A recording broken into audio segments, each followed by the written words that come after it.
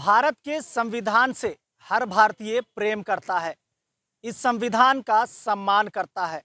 इतना ही नहीं, संविधान निर्माता बाबा साहब डॉक्टर भीमराव अंबेडकर को सम्मान करते हुए उनके बताए रास्ते और इस संविधान का अनुपालन करते हुए अपने दायित्वों का निर्वहन भी करता है। यही वजह है कि भारत देश के भीतर झारखंड राज्य है, जहां के लोग भी बाबा साहब के संविधान को मानते हुए अपने बातों को संवैधानिक पूर्वक सरकार के समक्ष रखते आ रहे हैं। लेकिन झारखंड राज्य में जो दिव्यांगजन है, ये अपनी मूलभूत सुविधाओं को तरस रहे हैं। इतना ही नहीं, सरकार से अपनी मांगों को लेकर गुहार भी लगा रहे हैं। हमारे पीछे की जो तस्वीर है, सबसे पहले ये हम आपको दिखाएंगे कि संविधान निर्माता बाबा साहब भीमराव अंबेडकर की तस्वीर यहाँ लगी हुई है और इनके बनाए संविधान को मानते हुए झारखंड के दिव्यांगजन जो है वो अपनी मांगों को सरकार के समक्ष रख रहे हैं और संवैधानिक तौर पर न्याय की गुहार लगा रहे हैं।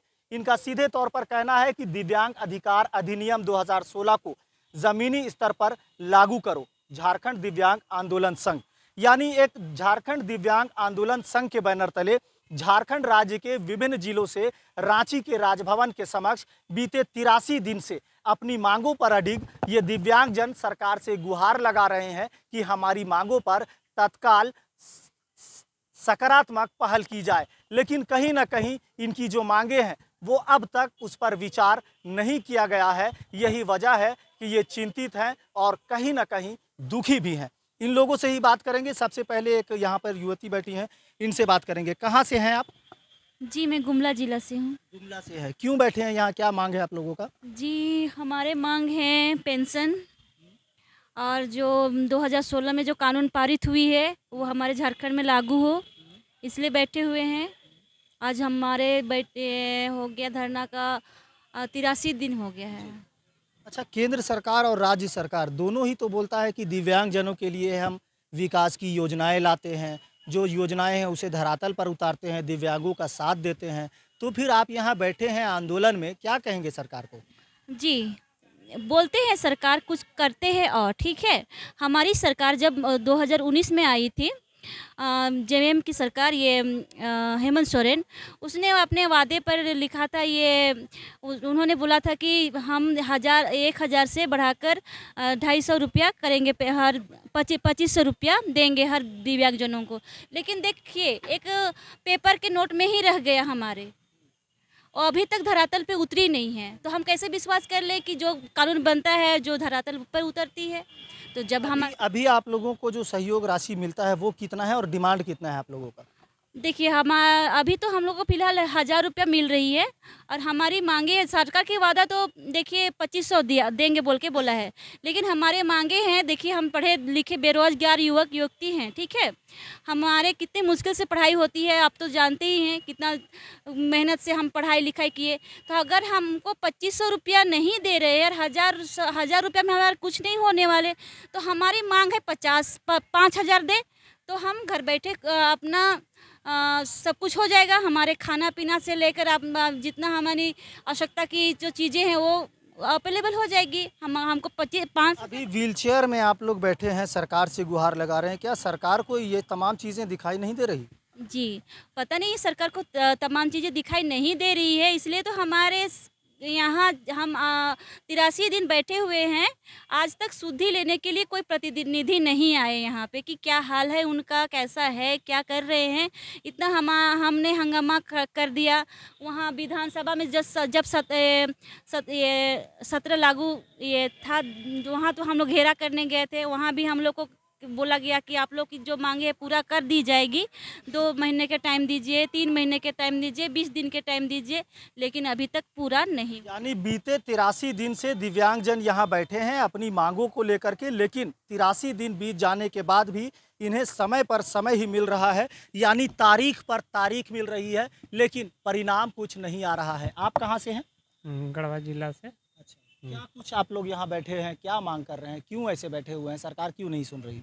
पेंशन मांग कर रहे हैं और प्लस में बात किए थे कि हम हमारे सरकार आएगी तो अथी 2500 रुपया हम पेंशन लागू कर सकते हैं।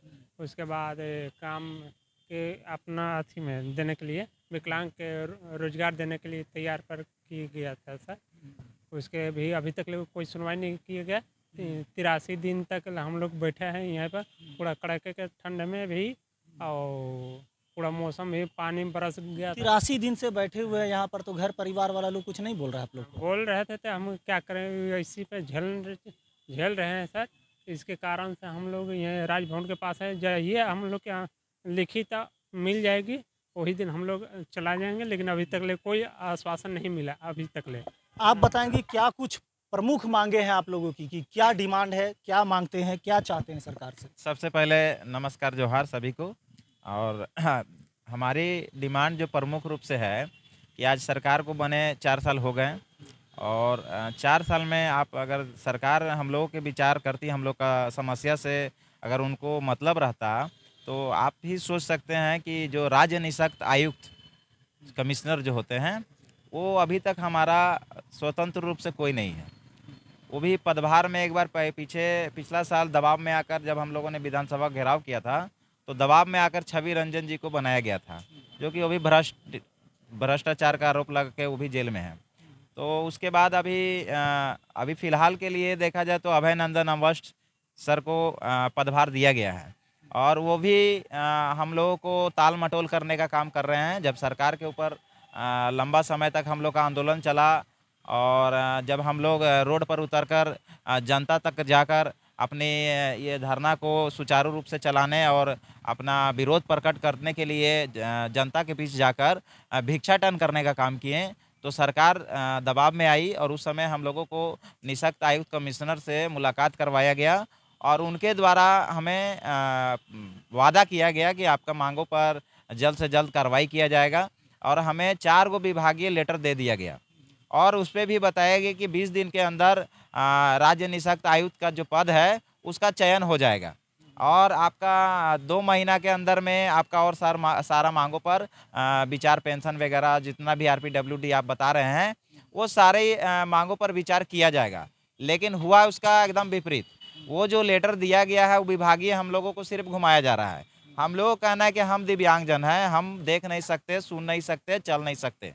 हम लोगों के साथ बहुत सारा समस्या है, और अब हम लोग को बोला जाता है, कार्मिक विभाग कल गए थे हम लोग अपना लेटर का जवाब के लिए, तो वहाँ हम लोगों को बताया जाता है कि आप प्रूफ लेके आइए, चक्कर लगाइए, और ताल मटोल करके हम लोगों को बातों को घुमाया जा रहा है। जो कि सरकार 2016 का कानून जो बनाई है, RPWD एक्ट 2016, उसमें प्रावधान है कि आपको 4% आरक्षण आपको निजी क्षेत्रों में भी मिलेगा, गैर सरकारी संगठनों में भी मिलेगा, और अगर सरकारी विभाग आपको कर्मचारियों को रखती है, तो वो तो सरकार का आदेश पे ही कर रही है, तो उसमें सरकारी गाइडलाइन तो फॉलो होना चाहिए, और जबकि वो फॉलो हो नहीं रहा है। हमने खुद उनका विभाग पर पूछा, सवाल किया कि आपका जो विभाग है पूरा, ये जो बिल्डिंग है, इसमें कितने दिव्यांगों को क्या 4% मिला है?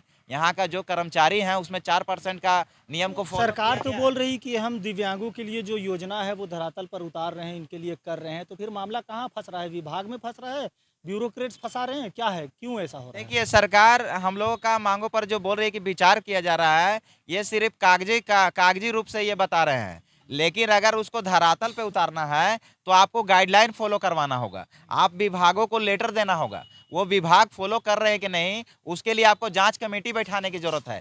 आप दिव्यांगों को बोलते हैं कि आप जांच कीजिए, आप डाटा लाइए, तो दिव्यांग जो चल नहीं सकता है, जो दौड़ नहीं सकता है, जो देख नहीं सकता है, वो डाटा अवेलेबल करने के लिए कहाँ कहाँ दौड़ता फिरेगा। अब हम लोग अगर RTI करें, हम लोग जाकर ऑफिस का चक्कर काटें, तो सरकारें क्यों बनी है, कर्मचारी क्यों बने हैं? उनका काम अगर हम लोग करके देंगे तो इस तरह का व्यवस्था पे हम लोग को विराजमान करवाया जाए, हम लोग को नौकरियां वहां दी जाए, हम लोग को स्वयं सेवक सहायता समूह जिस तरह से बनते हैं, हम लोग को भी दिव्यांग केंद्र दिया जाए, और उन दिव्यांग केंद्रों में दिव्यांगों को ही प्रमोट किया जाए। कहाँ से हैं आप, क्या नाम है आपका? हाँ जी, मेरा नाम ओम प्रकाश चौहान, और मैं धनबाद से हूँ, झारखंड दिव्यांग आंदोलन संघ से प्रदेश अध्यक्ष के रूप में अभी यहाँ पर सब लोगों के साथ लड़ने का काम कर रहा हूँ। प्रकाश जी, ये बताइए, ये जो बैसाखी है, इस बैसाखी के सहारे सरकार अगर आपकी बात नहीं सुन रही है, तो कब तक लड़ेंगे, कब तक चलेंगे, कब तक फिर कहीं थक ना जाएं आप? सरकार से कुछ कहना चाहेंगे? बिल्कुल, हम सरकार से यही कहेंगे कि देखिए, हम लोग दिव्यांग हैं, और आपने ये जो दिव्यांग नाम हम लोगों को दिया, उस दिव्यांगता को आप लोग को भी समझना होगा। हर एक परिवार में कोई ना कोई एक सदस्य दिव्यांग है और इस दंश को झेल रहा है। उसका जो दुख तकलीफ है, उसको जो प्रॉब्लम है, वो उसके लिए लड़ भी नहीं पा रहा है। अपना अधिकारों के लिए यहाँ लगातार हम लोग बैठे हुए हैं। हम लोग जाकर विभागीय रूप से दौड़ भी नहीं सकते हैं।